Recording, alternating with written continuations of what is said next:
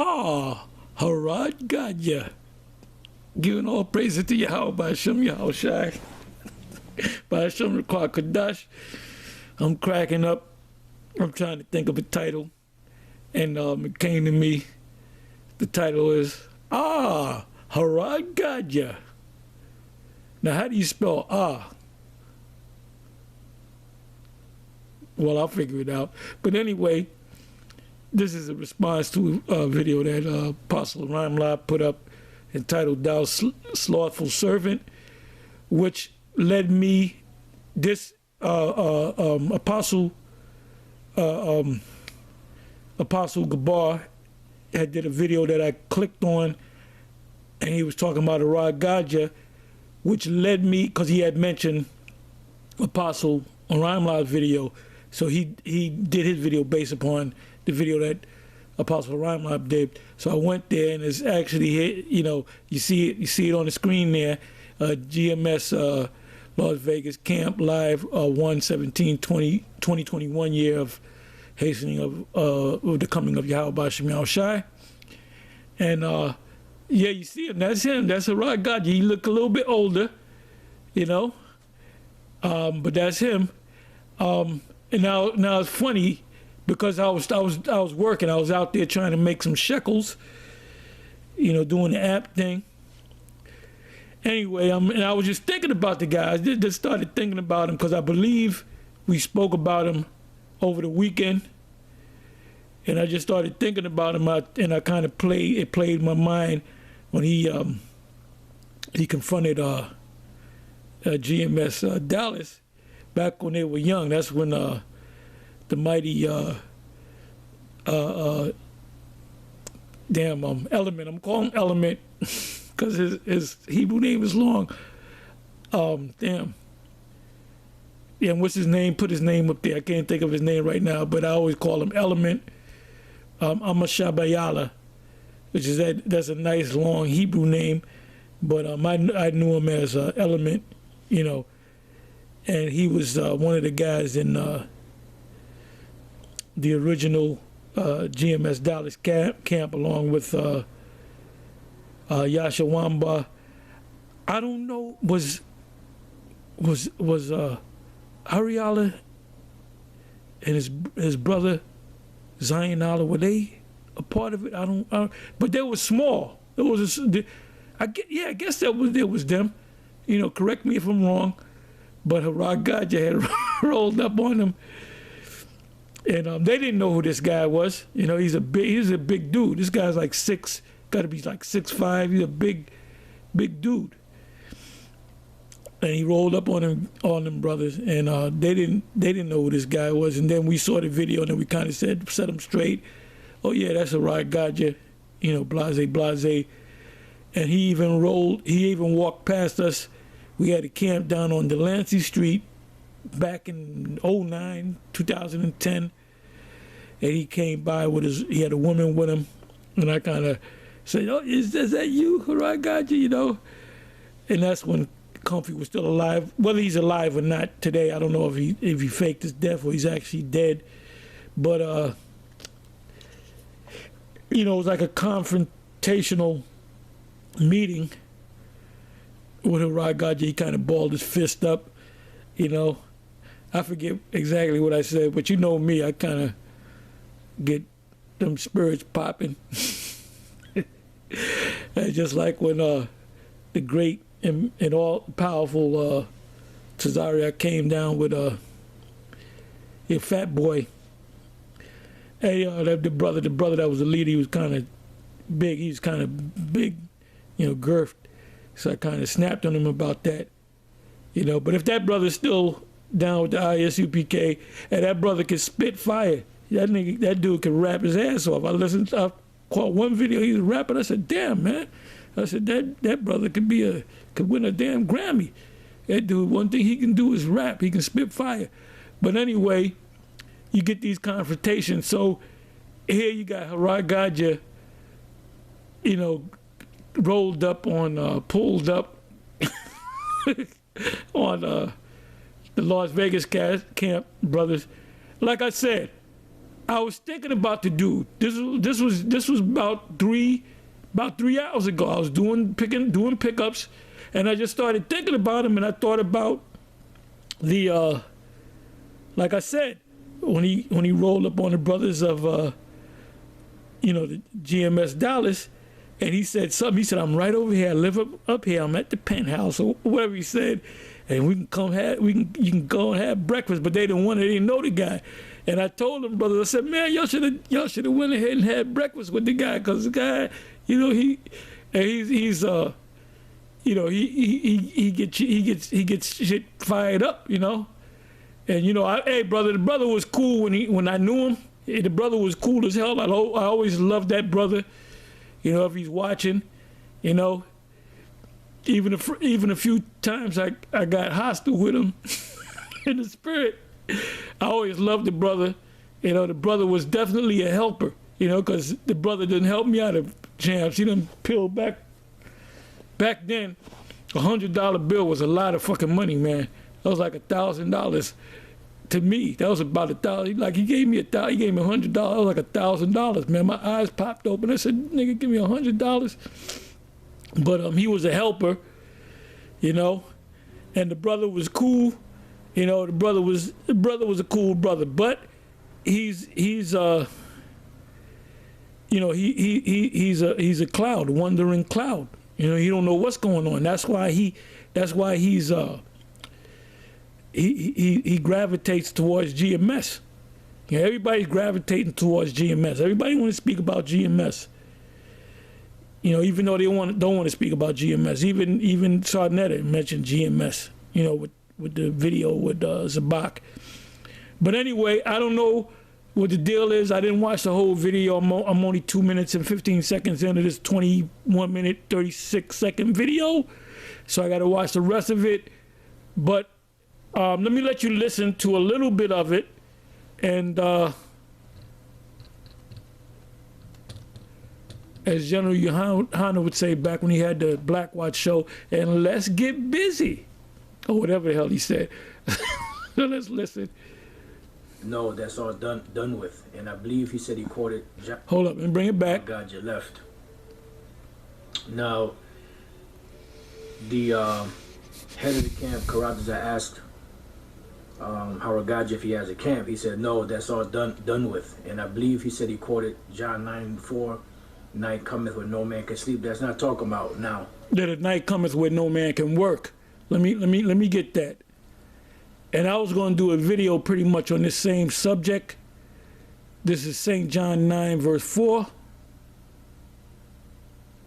Let me just read verse 3. I know what verse 1 is talking about. The blind child, the child that was born blind. It says, John 9 verse 3, Yahushua answered, neither have this man sinned, nor his parents. But so that shows you that the disciples had a knowledge of reincarnation. It said, but that the works of the Most High should be made manifest in him. What are the works of the Most High? Miracles. All right. What are also the works of the Most High? Doing this work, teaching, because Yahushua taught the disciples, and the disciples went out and taught, and the number was up to 5,000. There were 5,000 people that were following the disciples. And then you had others that heard the word, and they wasn't following the disciples, but they were doing their own thing. Perfect example.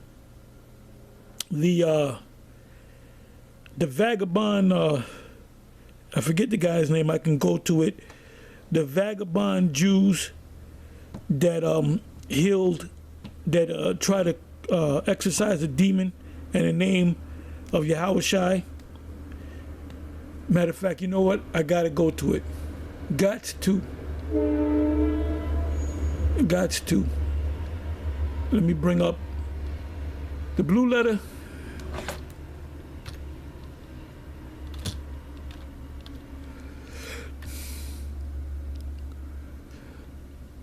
the blue letter.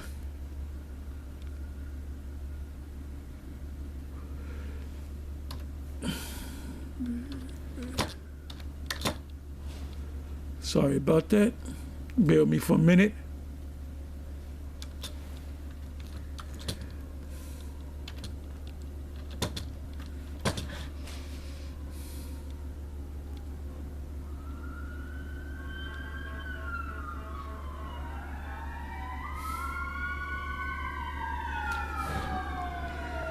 Try it this way.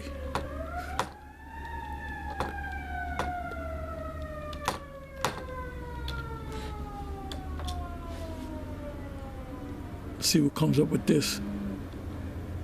Damn, ain't nothing coming up.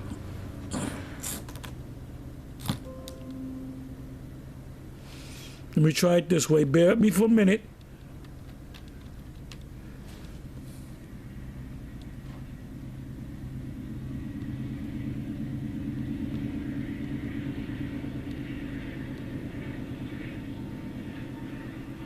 Okay, Acts 19, verse 16 is a key point, but let me go up. Okay, Acts 19, verse 14.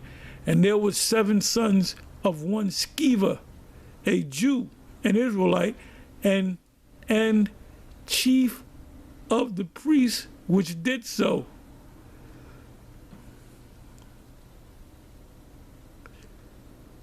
Could that be Eleazar coming back? It's a chief of the priest, the chief priest. Anyway, 15th verse. And the evil spirit answered and said, Yahushai, matter of fact, I got to go up a couple of verses above that.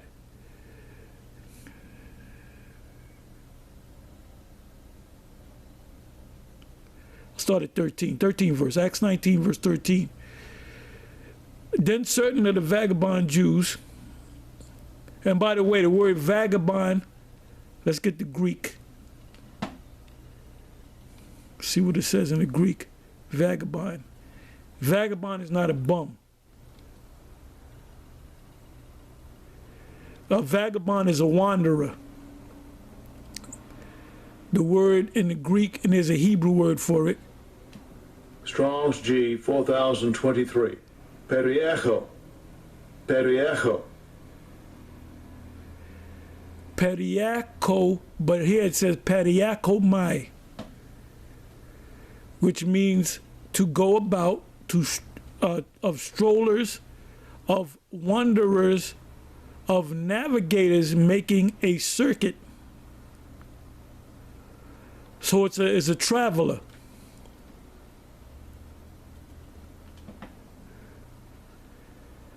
Like at one time years ago, you had a vacuum vacuum salesman. You had people that would go door to door and try to sell you a vacuum cleaner.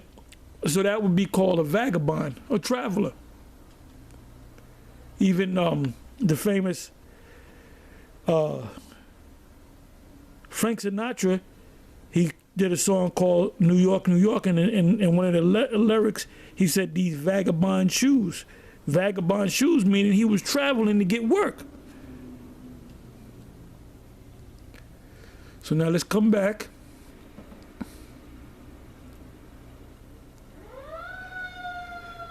It says, 14 verse again, Acts 19 verse 14, and there were 7 sons of one Sceva, a Jew and chief of the priest. So he had a high position in Israel. It makes me think of chief priest Eleazar, which did so. And the evil spirit answered and said, Yahushai I know, and Paul I know, but who are you? Because what did he say in the 13th verse? Then certain of the vagabond Jews exorcist. So they exorcise other demons, but these were a powerful bunch of demons, or demon. Now Yahushua, there was a account. I'm kind of going into another subject, but I'm gonna get back into the main subject. But this is like a side subject, so to speak. There was the apostles were exorcising demons from people, but there was a particular demon that they couldn't, exorcise, and they went back, and the people said, "Your disciples couldn't exorcise this demon. What's going on?" So Yahweh Shai said, "I'm not going to go to the scripture, but y'all know the scripture. Somebody can put up in the description box." He said, "This type cometh not out but by fasting and prayer." So there's levels to the demons. There's levels, and I encountered low-level demons, middleweight demons, and super heavyweight demons. I done encountered certain demons in my experience of being in this truth and before being in this truth. You had lightweight demons come, you say Yahweh Hashem Yahweh Shai, you rebuke them, and they go.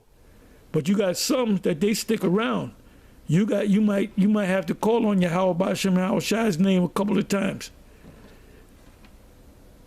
And I experienced them, It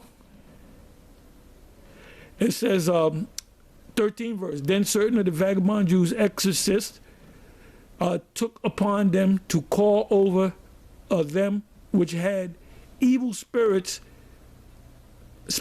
the name of the Lord Yahweh Shai, saying, We adjure you by Yahweh Shai, whom Paul preaches." Now, why did they say that? Why did they say whom Paul preaches? Because they heard about Paul. They heard about the fame of Paul, and they heard the things that Paul did. So they didn't say, well, let me go follow Paul. They said, let me do what Paul does. That's what a lot of these camps are doing, man. Like I did a video, the last video I did was on BOW, which is the Believers of the Way, and basically cut them concerning their teaching. They would be equivalent to Sceva and the Seven Sons. Because when they want to exorcise them demons, and as I read down, the demons attack them.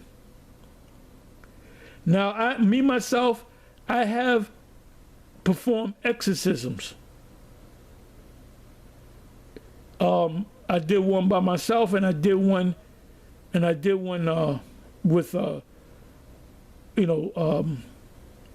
Marshal, King Marshal, High Priest Ariah. I believe Lahab was there. I'm not sure. I believe he was there. I believe Gazak was there. Yeshaya was there. And I believe Mike, one of the other high priests, very good teacher, that was there. And it was myself. I don't know if Barak was there, but I know General Yohana was there when we were young men. We were young, and we were young guys back there. We were in our 20s. We had to be maybe 25, 26, 27, 28, somewhere around there. And we had exercised a whole building that was owned by Mr. Robinson, the famous Mr. Robinson. He's in the spiritual realm because he was old back then. But so we did exorcism, man, and the exorcism that we did, I remember we went to the basement and we went up. It was a six-story building, and we went into the basement, and really High Priest Ariah led the prayer, and he got all into the spirit, and he's bringing out them scriptures, and he's putting them prayers up. And I remember there was a ball of flies that was the size of a bunch of flies formed a ball, a complete ball in the air, and it looked it was the size of a basketball. And so Ariah started putting up them prayers, and I looked over and I noticed that the flies disappeared. And we had went up and we had exercised that whole building.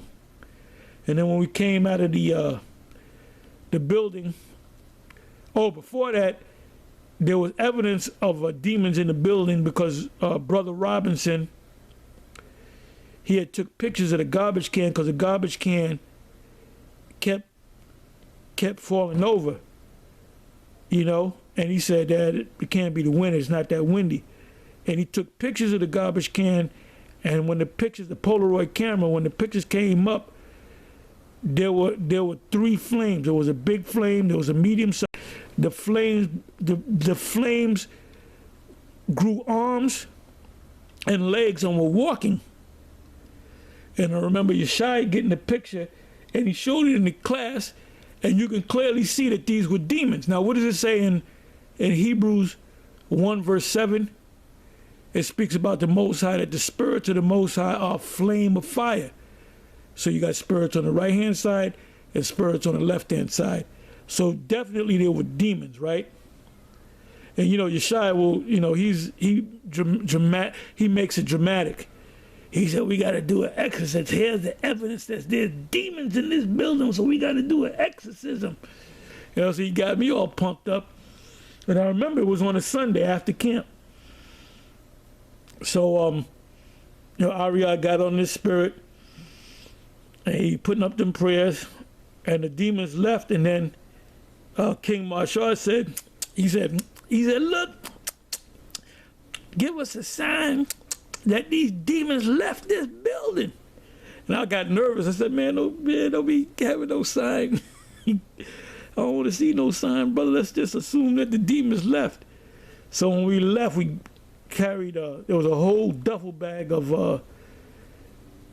frogs and horseshoes and demonic shit all up in the building, man. And put it all in there. We're gonna throw it in the river. And this is right off of McCoon's and 145th Street.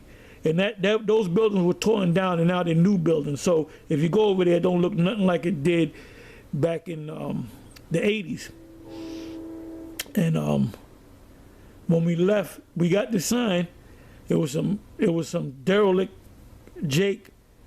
When we left, we drove off. He just started cursing us out, right? He said, "You motherfuckers, you did it. You motherfucker, you did it. You did it." And then Mo said, "That was the sign, But that was an experience, man. I'm kind of going into another topic, but it says, let me read on. It says, we adjure you by Yahushua. He didn't say Jesus, like Nate says. They said Yahushua. Why did they say Yahushua? Because they heard Paul say it. They must have saw Paul preaching. And it says, and there were 7 sons of one Sceva, a Jew, and chief of the priests, which did so. And the evil spirit answered and said, Yahushua I know, and the demons did not say Jesus. The demons said, Yahushua I know, and Paul I know, but who are ye? Even though they called on the name of Yahushua, these demons didn't know these guys. He said, they know Yahushua, they know Paul, but we don't know these niggas. That was the attitude that these demons took. And what happened? Just because you call on the name of Yahweh B'Shem Yahushua, don't mean that the demon's gonna stop. You gotta be high up on the totem pole, like myself. Or any of the other brothers that have grown, that have came up the steps of this mighty work. It says, and the men in whom the evil spirit was leaped on them and overcame them and prevailed against them, so that they fled out of the house naked and wounded. So what did they do? The demons beat the clothes off their ass. It says, let me read the 17th verse, see what that says. And this was known to all the Jews and Greeks, which were Israelites, also dwelling at Ephesus. So you had, who was dwelling in Ephesus? You had Israelites that knew that they were Israelites dwelling in Ephesus, and you had Israelites that didn't know that they were Israelites dwelling in Ephesus. Some of them came into the fold, and fear fell on them all, and the name of Yahweh Shai was magnified. And many that believed came and confessed and showed their deeds. Many of them also, which use curious arts, brought their books together. You got a lot of Jakes out there that, you know, you got them Latin tribes that's all into the various gods, Chango and the seven spirits. You know, you go anywhere in the hood, like you go to certain places in the Bronx and even Manhattan and Queens and Brooklyn where Ephraim and them Latin tribes dwelt.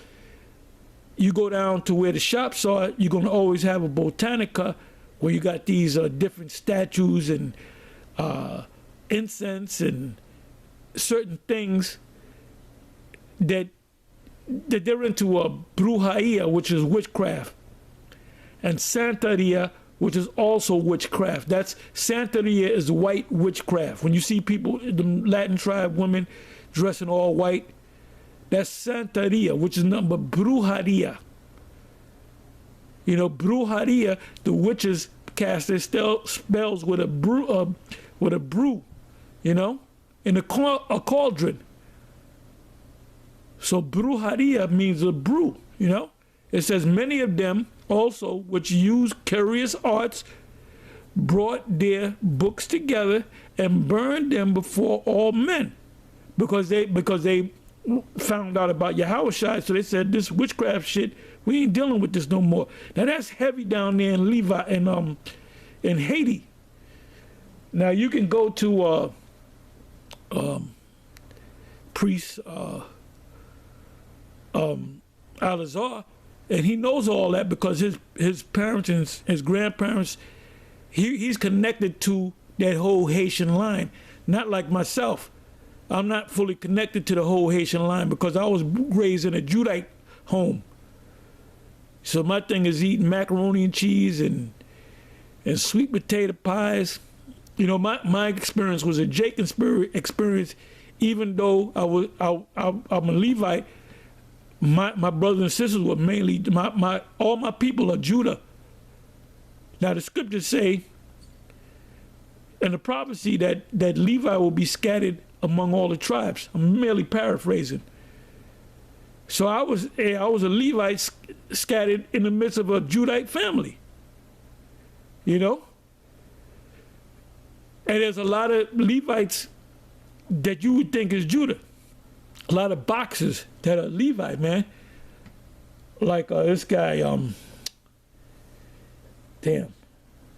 Berto, he's a Levite. And this other guy, you would think I thought I just knew this guy was Judite, and I found out he was a Levite. Damn, what is his name?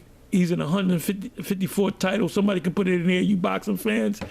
He got knocked out in the first round by one of the Charlos. But he's a high level boxer. But you know, sometimes people got your number. But I found out that he's a Levite. You know?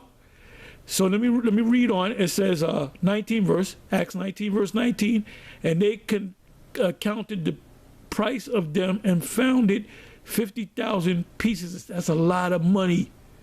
50,000 pieces of silver. That's a lot of money. So mightily grew the word of the Most High and prevailed. Oh, and that's a topic, you know, for Apostle and Rhyme because he likes some topics. That's a topic right there, Acts 19 and 20. So mightily grew the word of the Most High and prevailed. And prevailed. Because all that Kemetic stuff is dying out, is dead.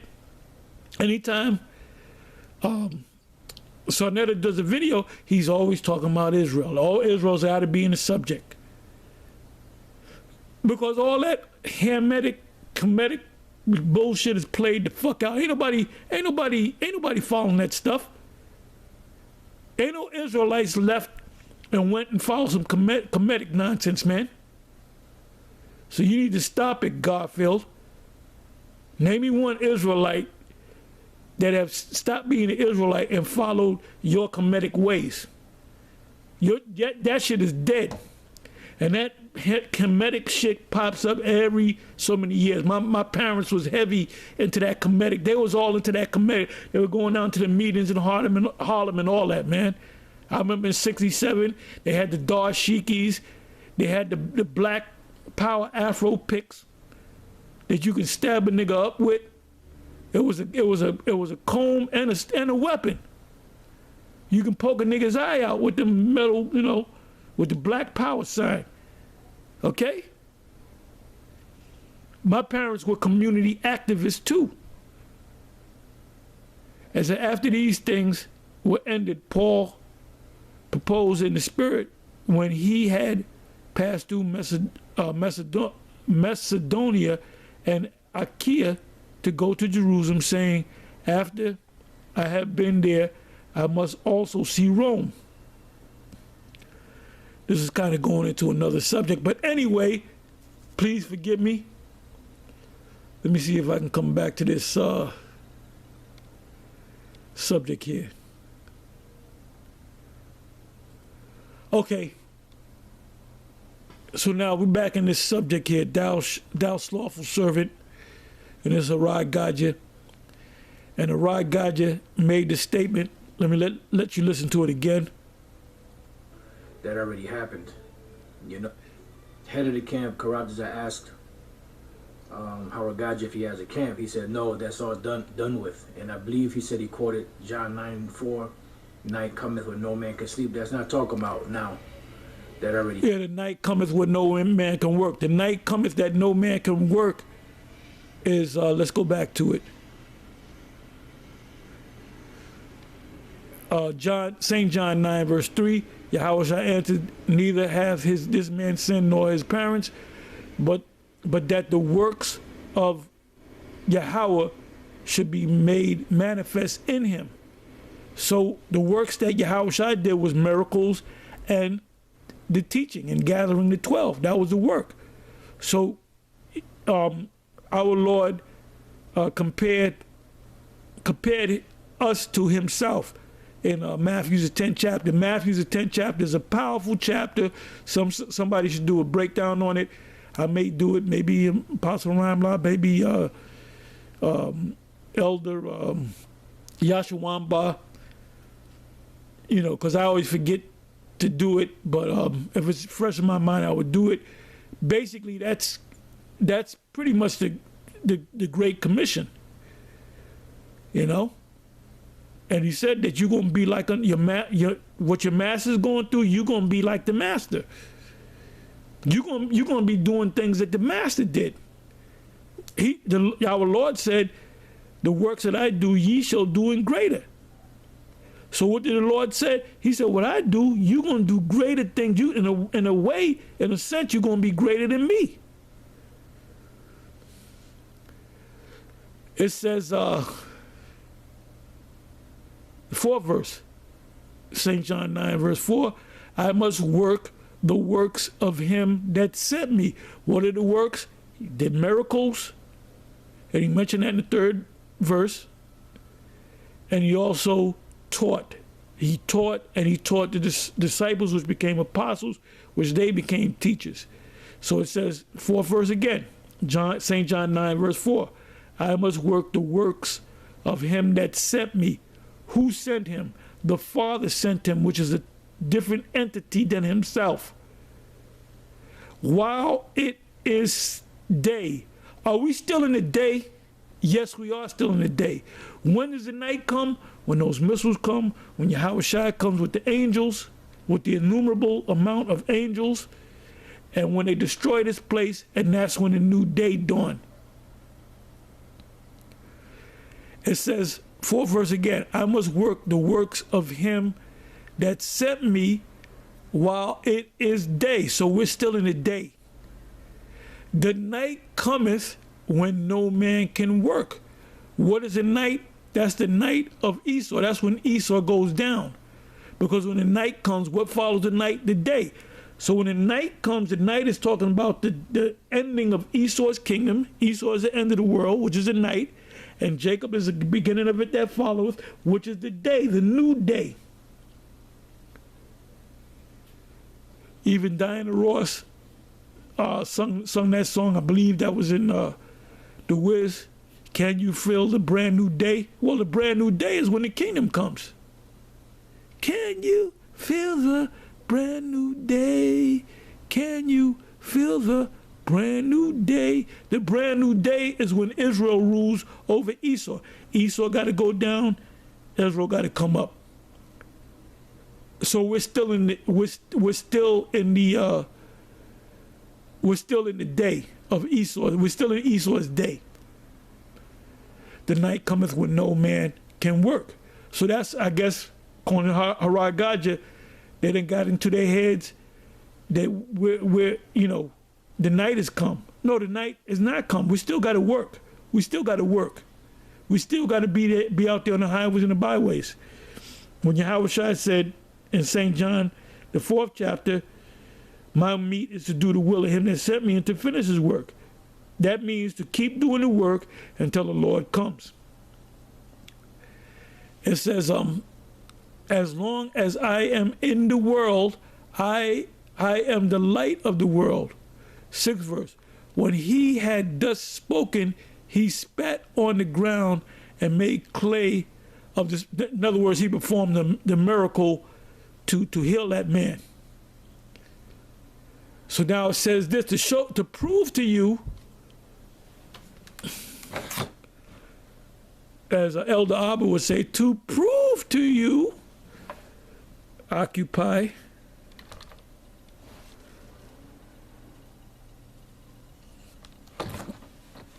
It says in Luke 19 verse 13, and he called his 10 servants and delivered them 10 pounds, and that 10 pounds represent the knowledge that you received, to go ahead and teach the knowledge that you received, and said unto them, occupy till I come. So now when you look up the word occupy, showing you that we're still in the day. The night cometh when Esau goes down and the kingdom comes up. That's when we don't have to work.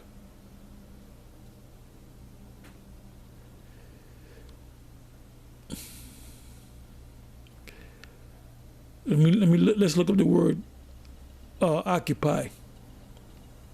Strong's G 4231. Pragmatuomai. Pragmatuomai. Pragmatuomai is this is where you get the word practical, and the word practical means things that work.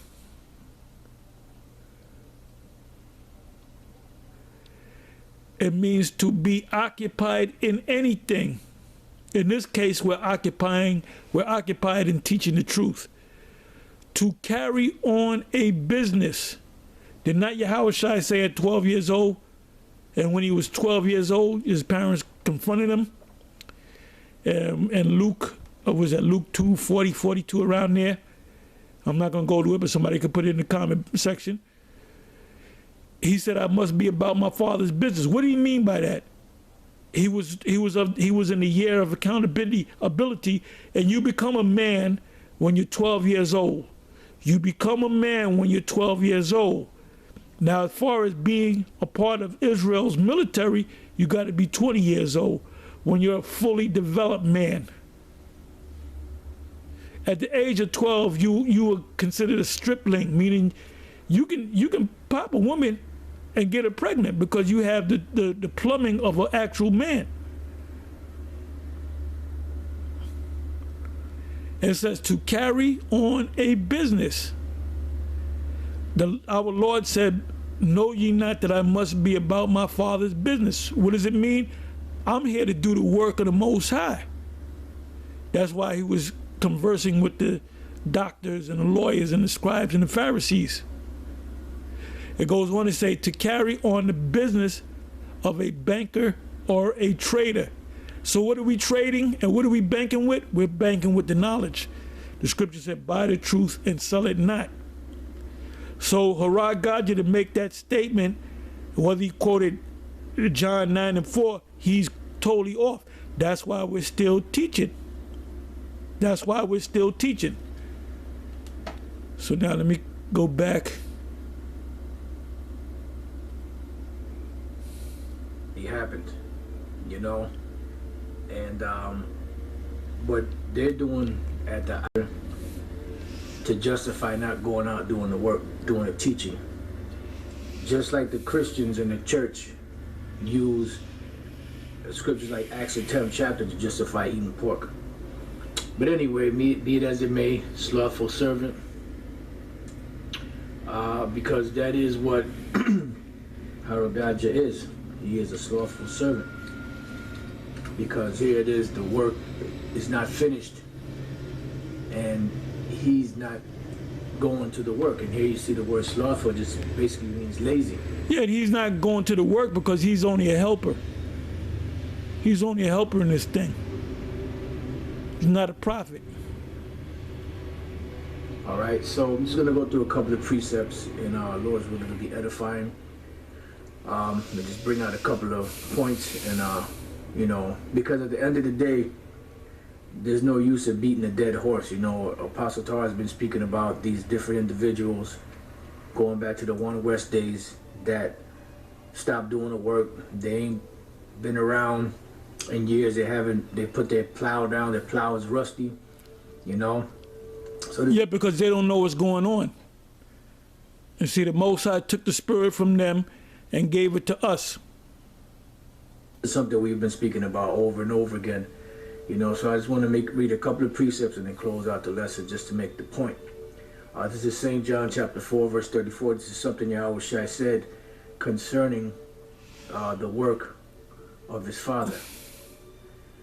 Let's go down to St. John 4:34, the red letter edition. Yahweh Shai saith unto them, meaning to the disciples, my meat is to do the will of him that sent me, and what? And to finish his work. Right, and now the Lord did finish his work.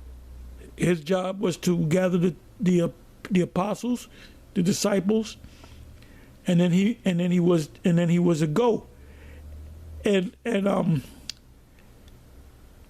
the apostles got to more people than Yahweh Shai ever did. They got 5,000 people following them.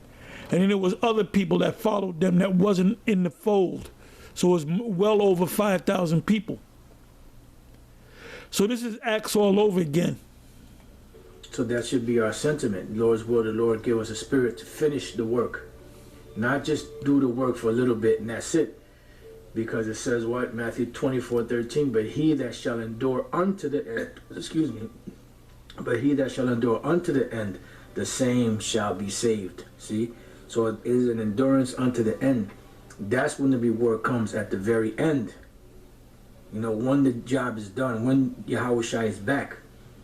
1 Peter 1:9, receiving the end of your faith, even the salvation of your souls. So the reward comes where? At the very end. Not before that.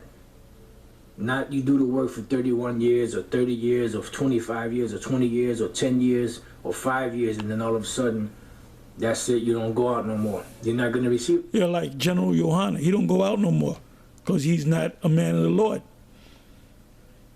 Hate to disappoint your gods, Captain Tazariak. Inside joke.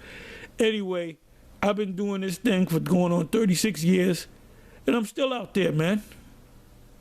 And I'm still out there. You're going to receive destruction. This is Luke 19:11. And as they heard these things, he added and spake a parable, because he was nigh to Jerusalem, and because they thought that the kingdom of the Most High should immediately appear. He said, therefore, a certain nobleman went into a far country to receive for himself a kingdom and to return. And he called his 10 servants and delivered them 10 pounds and said unto them, occupy till I come. Oh, this hey, the apostles bringing out the same scriptures I'm bringing out the same scriptures. I didn't know he's going to bring out them scriptures, you know. Hey, but anyway, I'm going to say shalom.